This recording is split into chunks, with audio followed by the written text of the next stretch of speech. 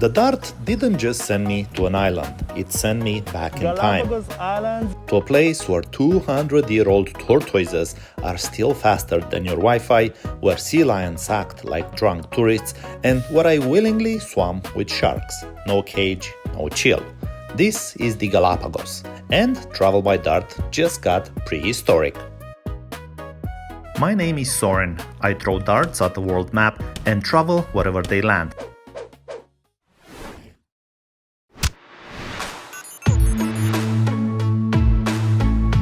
When I threw the dart, I was in Costa Rica, and I was so excited to see that the dart hit the ocean right between the Galapagos and Ecuador, and I'm here now. Welcome to the Galapagos, the home of 25,000 people and 21 islands.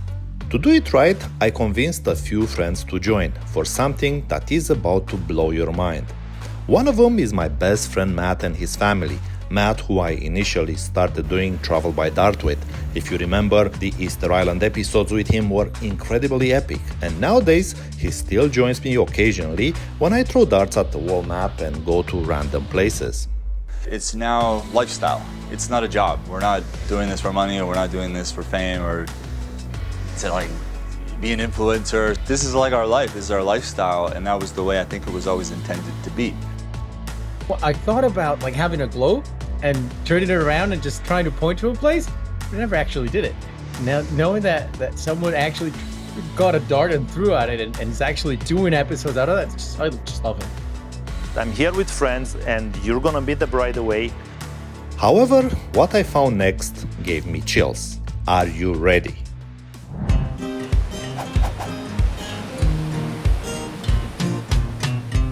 The second I heard Galapagos, I was like, ding, Soren, right? 2 seconds later, we're on the phone talking about flights to come down for Christmas and New Year. It really was a reunion. And this time we brought like 14, 15 people with us. Galapagos is one of the coolest, most renowned, epic places on the planet, right? Like when you grow up looking in the books of coolest places around the world, it's like the Egyptian pyramids, Galapagos Islands, 7 wonders of the world, all that type of stuff. So yeah, well, why not? Since Easter Island, a lot has happened in life. And this time, I'm coming with my wife and new baby girl, Gia. So now I get to do this with my family. Like, this is so special to me, right? Travel by dart is amazing. It's like the epitome of living a life of adventure and passion, and remembering that you never really know when your time on this earth will end. And you're not 80, 90 looking back, wishing that you had those opportunities again and regretting anything. Well, the Galapagos was always a place of wonder. When I grew up, I feel like it was kind of a mythical place. There's not many places I've ever visited that there was such harmony in between the people, the animals, and nature. It's just been a very eye-opening experience. And he is right, because what you're about to see is how you can dive with the sharks even without the cage. So the very first thing we did was to go as a group to Tortuga Bay. Tortuga Bay is a spot that is kind of a must-do if you are in the Galapagos Islands. It has this amazing beach, white sand beach, and you can also get some kayaks, which is what we did, and went all the way down the bay there. We're doing a kayak tour right now, and we're looking for sharks, for turtles, and we hope we'll see some. I just want to get a nice and personal with the sharks. They say some people dive with the sharks, but not dive in a cage, dive as in actual diving and jump in the water and swim with the sharks. And I'm willing to try it too, if that's true. So there is only one way to find out, and I'm excited about it. I'm a bit probably scared right now, but at least if I could see someone doing it, and I'll do it. The Galápagos are very friendly. You can swim next to them like a fish. Also, they say they are vegetarian, so that's why it's not good to be a vegetarian people, no?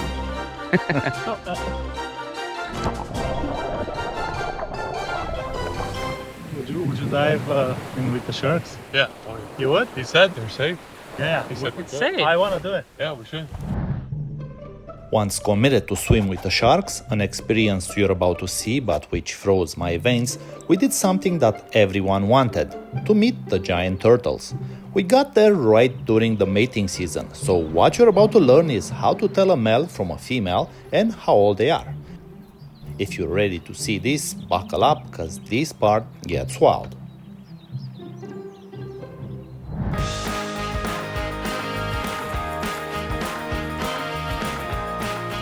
Well, to put the Galapagos beauty in perspective, here is one crazy thing. Canada, where I live, is only 155 years old. Well, Charlie here is older than that. He was born before Canada, and he's still alive and well. We can see when a tortoise is a male, the first thing is because the male always is biggest than female. The second thing, then we can see the difference between male or female is a tail. The male always need a big tail for copulation, okay? Because the male tail has to looking for a female tail, okay? When the male go up or female, the female tail always is undershell because it's a small one. The male always is concave in the undershell, like this. But if we turn a female, we don't have a female shell here, but if we turn one, you're gonna see it's a flat, it's a plant. It's totally different because the nature is perfect and the nature knows the male has to go up or female. The male shells, they go up to 200 kilos or so. A big that male, correct? yeah, 200 Yeah. kilos. A big male around 200, 250 kilos, biggest one. I can only imagine if you get stuck into this shell all your life and get to carry it with you for 200 years. Well, that's why they're slow. When the tortoise is younger, you can see the difference because around the keratin is a lot of lines when it's younger. When it's older, it's no more line around like this. So it has more rings inside the ring. Absolutely. That's yeah, how that's exactly. how it Yeah. And then the less rings it has, the older it is. Yeah. Never seen anything like that. I felt like I could drive one. It's like, what's the gas mileage on this turtle?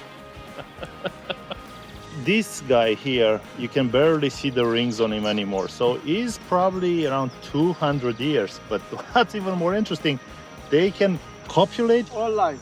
all their lives. So they don't have the problem that men have.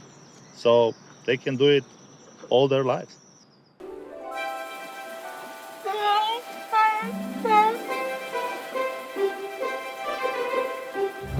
When you are in the Galapagos, most of the activities obviously have to do with the water, and whether that's snorkeling, diving, kayaking, and you go to see crazy-looking marine life creatures. And we continued our adventure here with my friends and went to Santa Fe. We took a boat and we went to Santa Fe Island and we snorkeled over there. And it was the best day, one of the best days of my life, because we saw like 3 or 4 sea lions just playing next to us. They were like, I think maybe 50 centimeters from me, like not more than a meter. They were playing next to me in their natural habitat, so it was really amazing. So we have to be very careful because the male sea lions are kind of aggressive if you get too close, and they feel like we threaten their property. The sea lions were like pushing up against me, caught me off guard, obviously. But they pushed my legs over to the side because they were swimming right around and they hit my legs. I was like, okay, is it time to go? Yesterday we were walking in the town and they were next to us, but this time we were in the water, in the habitat. They were playing next to us, so it was amazing. Snorkeling with the eagle ray, I think there's moments in a trip where you kind of, it crystallizes the trip for you, and for me it was swimming with the eagle ray, and I think I just at that moment thought, okay, I'm just letting go of everything in the world and I'm just going to enjoy this trip and be in the moment with the animal. It is now time to conquer our fears and see if we can swim with the sharks.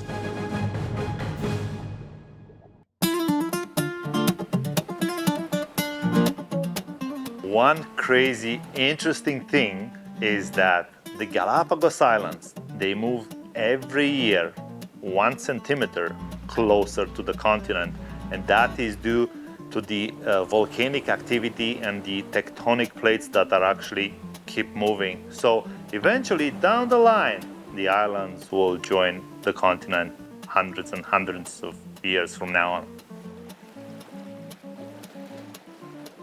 Galapagos is awesome, man. Like you go there to purify the soul. You get away from the advertisements. You get away from the noise. It's like Wi-Fi barely works here. It really is off the grid. Like you're in an island in the middle of the ocean. But here is more. The Galapagos Islands are located near to the equator, yet they receive cool ocean currents. So that's why you can see here a bunch of weird animals, including penguins, which typically you can only see at the South Pole. My description will be no crime. It's still a place that is magical, that hasn't been touched from the outside.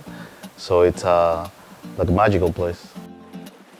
The Seymour North Tour is one of the most appreciated tours here in the Galapagos because it gives you a wild perspective of things here. And our guide, Sofia, was very knowledgeable about that. Sofia was also cool because she was telling us how turtles leave their eggs on the beach by creating holes and then dropping their eggs in there. They come out after 25, 30 years. They're going to reach sexual maturity in 25 years. And then they dig a hole of about 40 centimeters, 40, 60 centimeters between. They lay their eggs, 80 eggs, 120 eggs, it will depend. Per nest? Per nest, yeah. They cover all of the nest with their back extremities.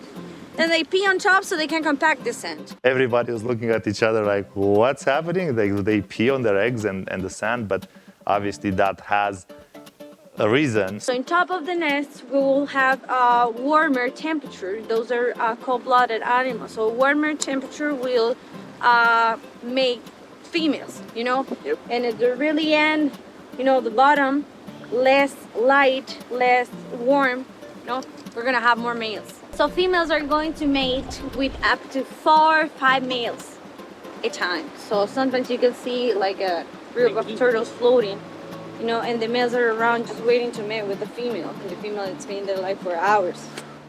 Now it's shark time.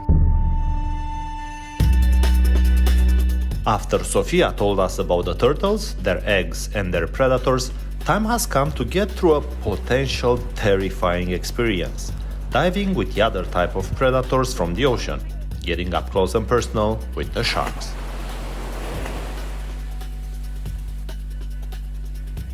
I'm just a couple of meters away from some big shots, so let's dive in.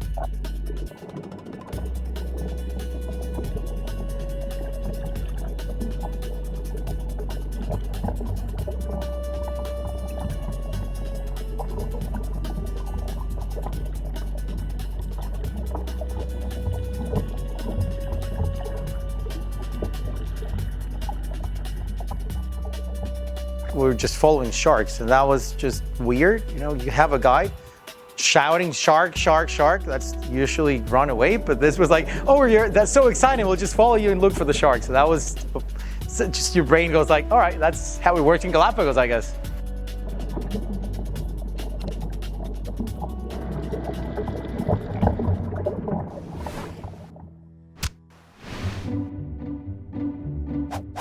For me, the highlight of Galapagos is to actually see the giant turtles, the ones that you see in the marketing materials, the ones that you see in every illustration of this beautiful area. The symbol of Galapagos is Lonesome George, which was a famous turtle that was unique and one of a kind of its species, the Pinta species. And because he was so unique, the national park tried to get him to reproduce. And they brought him 2 female turtles. And for 15 years, he was not even interested in those. He didn't have a way with the women anymore. He had lost that. And after 15 years, the Lonesome George actually decided to, maybe I should try some female turtles, and was finally interested. So they did mate. Unfortunately, after waiting for so long, there is no surprise that the eggs were not fertile anymore. So obviously the bad news was that he could not reproduce anymore. They tried new female turtles that maybe would mate with him, and again, he wouldn't show interest. But then towards the end, when he finally decided again to try to mate with one, she was not interested anymore. And according to our guide, she was running away. He started to run after her, and the next day, Lonesome George died. They said of heart attack. And because Lonesome George was such an important part of Galapagos, they decided to keep him just like that, dead. So what they did, they sent him to the United States for a taxidermization, which was $100,000, and then they brought him back and they put him into a cold room. Now the cost of this cold room is $1 million. So if you want to see the body of Lonesome George while you are in the Galapagos, you walk into this cold room and you're only about to spend 5 minutes in there. You pay your respects, if you want to put it this way, and then you go out. I have a personal experience with him, right? Like when I was a kid, I came here a couple of times with my family. So I knew Lonesome George alive. Like I actually looked at him and it just hit a bit, right? It's got a bit nostalgic. Like I saw him when he was alive and then he's just right there displayed. Mario, who is from Ecuador, is the only one in the group who went to the Galapagos before, and I saw how he really cared about this land. I actually call him El Presidente, because I have a weird feeling he will become the president of Ecuador one day. If he will, you heard it here first.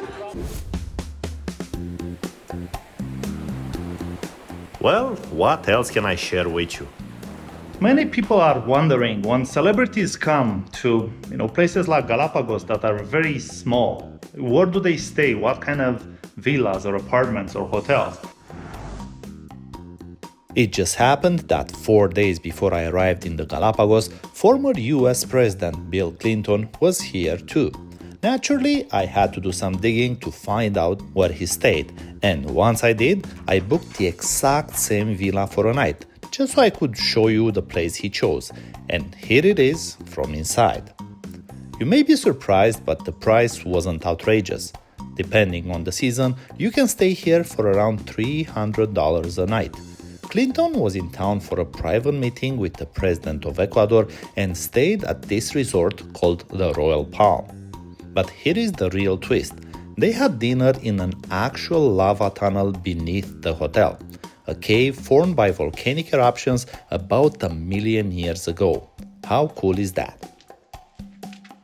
We bring the dinners for the president from Ecuador and also from Colombia and different ministers, accommodate tables. So they had dinner on this spot right here. This part for 40 persons. They are going to change the wood for glass. And then when you're walking, you will see the bottom. So you will know that you are in the lava tunnels, no?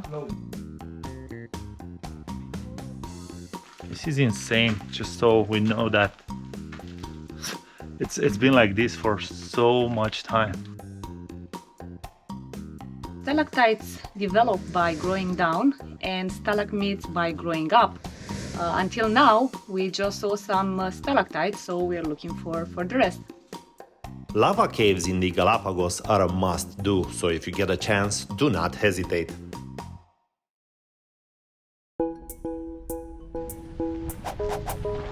And with that, time has come to throw another dart at the world map to determine my next destination. This is a dream come true. I don't think I was this excited in any of the Travel by Dart episodes, because I'm in the beautiful Galapagos Islands, just about to throw the dart at the world map blindfolded. But I'm surrounded by hundreds and hundreds of old turtles. These are 70, 80, 100-year-old turtles, and they're just everywhere here. And in a few seconds, I'm gonna throw the dart and I'm gonna make that destination one of my future Travel by Dart episodes. I was holding the dart in my hand as I was thinking, what do I want the dart to hit? There's a million thoughts going through my head, like would be Asia, Africa, South America. And of course, having, I don't know, close to 200 countries in the world, it could be absolutely anything. I hope I'm not hitting a turtle. Hit anything? Oh, oh my God, look at this thing. What a big hole I made in this area. I threw the dart and I hit for the first time since I started travel by dart, Africa, the east coast of Africa. All right, this is Madagascar.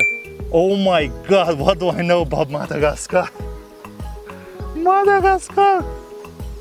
Except the cartoons or whatever they were with Madagascar and big colorful stuff. I just know that it's the fourth largest island in the world. I'm actually very, very pumped because, you know, I wanted to go to Africa too, so finally it is the time when I'm gonna go there for travel by dart. So this is so exciting.